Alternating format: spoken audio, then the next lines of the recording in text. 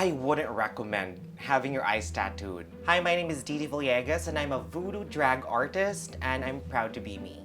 We don't do human sacrifice. That is a myth. My face tattoos are technically for the deaths of loved ones. The very first face tattoo that I got was this one, this triangle over here. I got it when I lost my grandmother. My grandparents died consecutively, like both mother and father's side.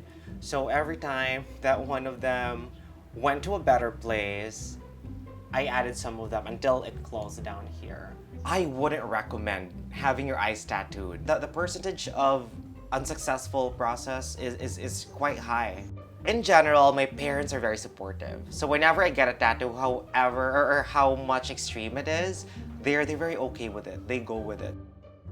So before the tattoos, I went with piercings. The piercings were something that I can easily remove because I was still going to school. But I think I have a total of seven or eight on the face and in some other parts that the camera shouldn't see. I think modification is art. It's like a collection. Like, there are people who collect shoes, and if you ask them why a lot of shoes, they would just let you know that they love shoes. Same with tattoos and body modifications. I love it. I really love it. I grew up as a very strange kid. I grew up to horror films. So Freddy Krueger and Jason Voorhees, when you say their names, people would know them. And I think that's something that I want to follow. I don't see that as role models because I don't want to be a serial killer though. I grew up as a Christian kid. I went to Catholic schools. So growing up as a queer kid, it was a challenge. I feel like an outsider my whole life. Like growing up, I was bullied, of course, because I'm gay.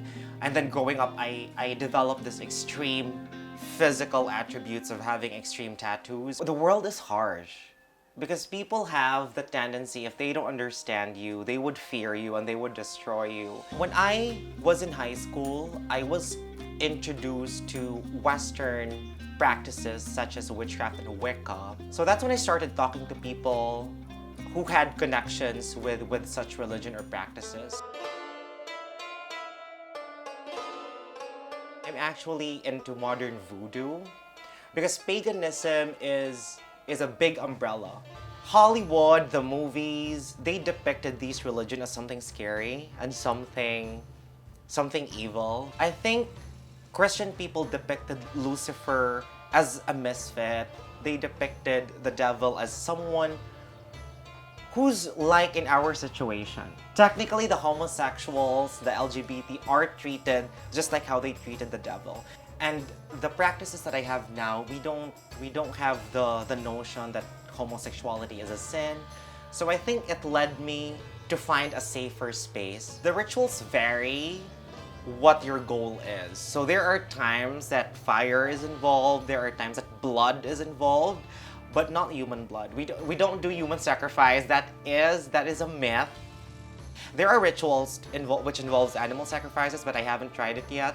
But yes, it involves animal parts. I do have animal parts, animal heads, preserved, so I don't kill them.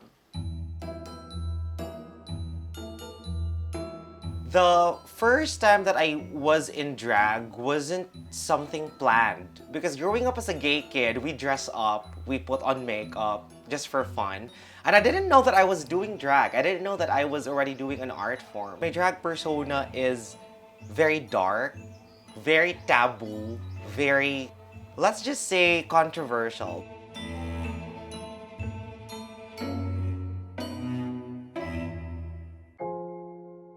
Drag is mainly an expression, and I just don't fit in. I don't fit in the scene because when you say drag, people would think it's about beauty, it's about men becoming gorgeous women, and I want to show them that it's more than that. That drag is a very big umbrella for art. I want to represent the weird kids. I want to represent the people who are labeled as misfits. Growing up as an outsider, I felt very lonely. I had the urge to fit into a community or a society, and right now I don't. I've embraced it because I think that's what makes you unique.